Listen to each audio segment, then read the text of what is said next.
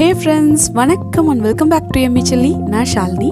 இன்னைக்கு கம்பு லட்டு தான் பார்க்க போறோம். இந்த கம்பு உருண்டை வந்து நம்ம தீபாவளிக்கு ரவை உருண்டை, பாசிப்பருப்பு உருண்டெல்லாம் செய்வோம் இல்லையா, அதுக்கு பதில் நீங்க இந்த டைம் இந்த கம்பு உருண்டை ட்ரை பண்ணி பாருங்க. இது வந்து நீங்க ஒரு 2-3 months ஆவது வச்சு ஸ்டோர் பண்ணி சாப்பிடலாம். அவ்வளோ டேஸ்டா இருக்கும். நம்ம வாயில வச்சதுமே வந்து கரைஞ்சு போயிடும். அந்த நெய்ல வறுத்து நம்ம செய்ய போறோம். ஸோ ரொம்ப வந்து அவ்வளோ அரோமேட்டிக்கா ரொம்ப டேஸ்டியா இருக்கும். ஸோ இப்போ இந்த கம்பு உருண்டை எப்படி செய்யறதுன்னு பார்க்கலாம் வாங்க.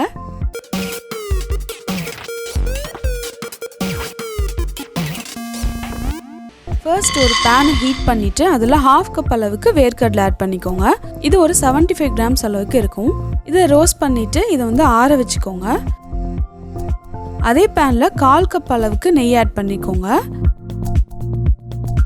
நெய் சூடானதுக்கப்புறம் 1 கப் கம்பு மாவை ஆட் பண்ணியிருக்கேன். இந்த நெய்லையே நம்ம வந்து இந்த கம்பு மாவை நல்லா வந்து ஃப்ரை பண்ண போகிறோம். இதுக்கு வந்து ஒரு 10 to 15 minutes ஆகும். நீங்கள் இதுலேயே வந்துட்டு நல்லா ஃப்ரை பண்ணுறப்ப தான் அதோட அந்த நெய்யோட இந்த கம்பு வந்து நல்லா பிளெண்ட் ஆகி குக் ஆகும். நல்லா ஸ்லோ ஃப்ளேமில் வச்சு நல்லா ரோஸ்ட் பண்ணுங்கள். நான் வந்து ஒரு 12 minutesக்கு இதை ரோஸ்ட் பண்ணேன். இப்போ இதை எடுத்து ஆற வச்சுக்கலாம். நம்ம வறுத்து வச்ச வேர்க்கடலையில ஸ்கின்னை வந்து பீல் பண்ணிருங்க. 1-2 தோலோட இருந்தா பரவாயில்ல. அதோட 4 ஏலக்காய் அதை வந்து கட் பண்ணி ஆட் பண்ணி மிக்சர் ஜார்ல கிரைண்ட் பண்ணி எடுத்துக்கலாம். இந்த அளவுக்கு கிரைண்ட் ஆனதுக்கு அப்புறம் ஃப்ரை பண்ணி ஆற வச்சிருந்த அந்த கம்பு மாவையும் இதில் ஆட் பண்ணி ஒன்னா பிளெண்ட் பண்ணிக்கலாம்.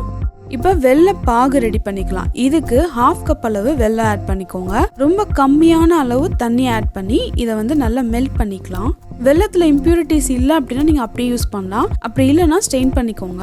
நான் வந்து இதை வடிகட்டிட்டேன். அதுக்கப்புறம் திருப்பி அதே பேனில் ஸ்டவ்வில் வச்சு ஹீட் பண்ணிட்டேன். இந்த வெள்ளம் வந்து தண்ணியில் கரைஞ்சதுமே நீங்கள் வந்து கிரைண்ட் பண்ணி வச்சிருக்கோம் இல்லையா, அந்த கம்பு மாவை ஆட் பண்ணலாம். ஆனால் அப்படியே ஆட் பண்ணிங்கன்னா உங்களுக்கு 2 மாதம் அந்த மாதிரி ரொம்ப நாள் நீங்கள் வந்து வச்சுக்க முடியாது. கொஞ்சம் நீங்கள் வந்து பாகு கன்சிஸ்டன்சிக்கு எடுத்துட்டீங்க அப்படின்னா நம்ம குலோப் ஜாமுனுக்கு எடுப்போம் இல்லையா, அந்த கன்சிஸ்டன்சியில் பாகு ரெடியானாவே போதும். பட் நான் நல்லாவே பாகாக்கிட்டேன். ஸோ இந்த அளவுக்கு நான் பாகு ஆக்குனதுக்கு அப்புறமா கிரைண்ட் பண்ணி வச்சிருந்த அந்த கம்பு வேர்க்கடலை மாவையும் ஆட் பண்ணிக்கிறேன். ஃபர்ஸ்ட் லிக்விடா தெரியும், பட் ஒன்ஸ் நம்ம மிக்ஸ் பண்றப்ப அந்த வெள்ளத்தோட நல்லா வந்து மிக்ஸ் ஆயிரும். ஏன்னா வெள்ளம் வந்து நல்லாவே நம்ம பாகாக்கிட்டோம். இப்போ இதை லைட்டா ஆற வச்சிடலாம். நட்ஸை வந்து ஃப்ரை பண்ணி ஆட் பண்ணுறதுக்கு 2 டீஸ்பூன் நெய் ஆட் பண்ணியிருக்கேன். 10 முந்திரி 10 பாதாம் இதை வந்து மிக்சர் ஜாரில் ஒரு 2 பல்ஸ் விட்டு எடுத்து அதை வந்து இந்த சூடான நெய்யில் ஆட் பண்ணி நல்லா ஃப்ரை பண்ணிடுறேன். ஃப்ரை பண்ணி அதுக்கப்புறம் நம்ம ஏற்கனவே வச்சுருந்த அந்த கம்பு மிக்ஸில் வந்து போட்டுடலாம். இப்போ நல்லா மிக்ஸ் பண்ணி வச்சுருங்க. கை பொறுக்கிற சூடு வந்ததுக்கப்புறம் நம்ம உருண்டை பிடிக்க ஆரம்பிச்சிடலாம். இப்போ நான் வந்து நல்லாவே பாகு எடுத்துட்டேன் அப்படின்றனால கொஞ்சம் ட்ரையாக இருக்கும். இந்த மாதிரி இருந்துச்சு அப்படின்னா உங்களுக்கு உருண்டை பிடிக்க வரலன்னா லைட்டாக நெய்யை மேலே தெளித்து நீங்கள் வந்து உருண்டை பிடிச்சிங்கன்னா அழகாக வந்துடும். இல்லை வெள்ளைப்பாகு வந்து நம்ம குலோப் ஜாமுனுக்குலாம் எடுப்போம் இல்லையா, அந்த 1 string கன்சிஸ்டன்சியில் எடுத்துருந்தீங்க அப்படின்னா உங்களுக்கு ரொம்ப அழகாக வந்து பிடிக்க வந்துடும்.